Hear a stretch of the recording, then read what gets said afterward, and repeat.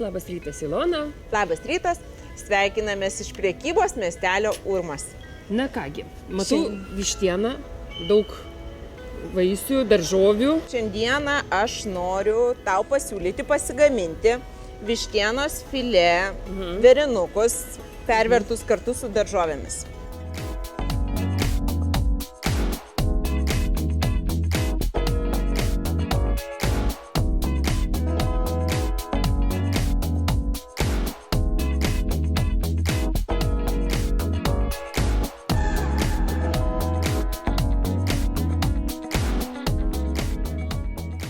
O marinuosim su kivių vištieną? Taip, marinuosim su kivių vištiena ir su apelsinu. O kivi vaisius labai minkština mėsą. Žinoma, persistengti nereikėtų, nes jeigu paliksite ilgiau nei porai valandų, mėsa pradės irti. Išėmam sėklytes. Skirtingai pjaustom, nes skirtingų charakterių galbūt. Dar liko tau supjaustyti vieną. O aš su kiviu pamarinuosiu mėsą. Išskobėme kivį. Bet fainai, dar vis tiek tokia vasariška nuotaika, ar ne? Taip, ir patiekalas mūsų labai vasariškas, bus spalvingas. O šiaip taip namie keptuvėje galima žiemos metu.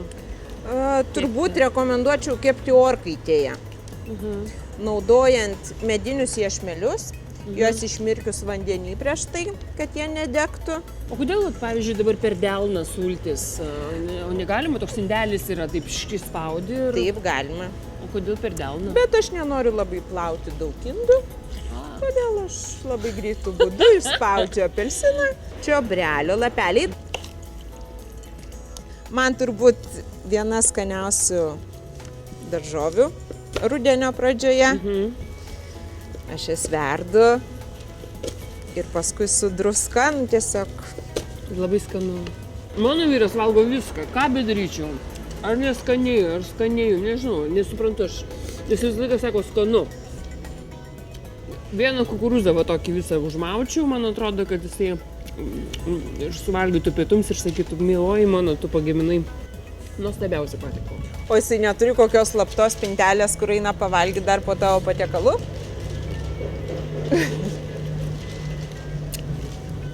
Rimti? Nes, Nepagalvoju apie tai. Patikrinsiu visas spinteles dabar grįžus. Taip. Kepsninė įkaita iki 200 laipsnių temperatūros. Tada Ir mes sudedame iešmelius spalvotus. Oi. Taip, taip. 6. Pabarstysiu druska, pipirais.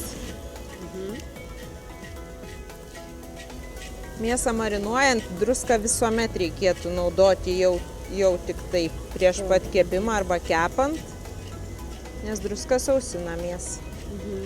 Kepam. Po kelių minučių pažiūrėsim, gal reikės apversti. kiek čia mažiau keps? Apie 15 minučių. Jau labai nori valgyti? Nevalgyti, noriu nueiti batų nusipirkti. Gal spėsiu, gal ne? Tau nereikia? Reikia. Sezonas vis dėlto. Ir aš žinau kelias geras krautuvėlės. Super. Eina? Eina.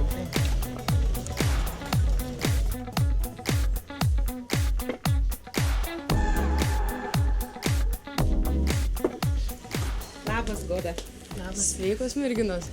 Va, prašau, reikia batų. Va. Skubiai. Ruduo, tai yra tikrai sunkus metas, kada yra sunku įsirinkti tinkamus batus, kad jie būtų ne tik gražus, bet būtų ir patogus ir praktiškai žinant Lietuvos orus.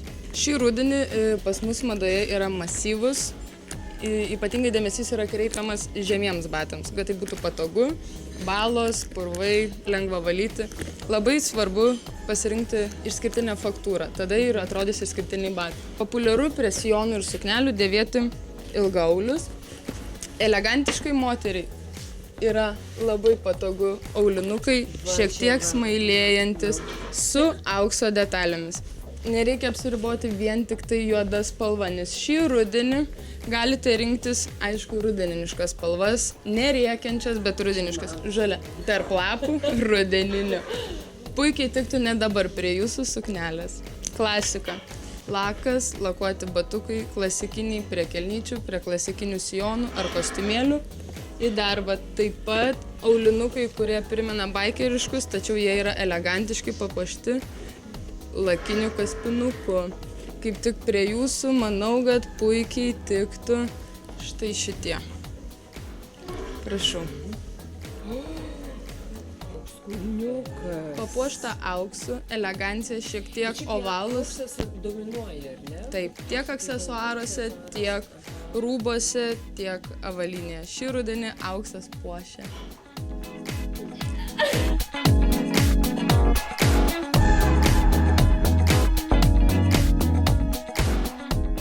Kai fainai nusipirkom batus, Dabar mums einam. svarbiausia pavalgyti. Taip. Ir tada... Mūsų kepsniai iškepė. Aha. Tai būsim ir apsipirkę, ir sočios. Taip, ir apsiavusios, ir stočios. Taip. Na, tai ką, ragaujam? Tai ragaujam. Kakarūzai.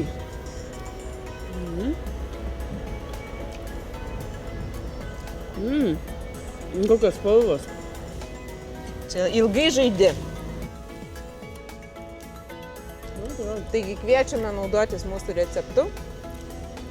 Jeigu nespėjote užsirašyti, visus receptus galite rasti maistoklubas.lt. O mes pilnom burnom atsisveikinam iki kito šeštadienio. Iki.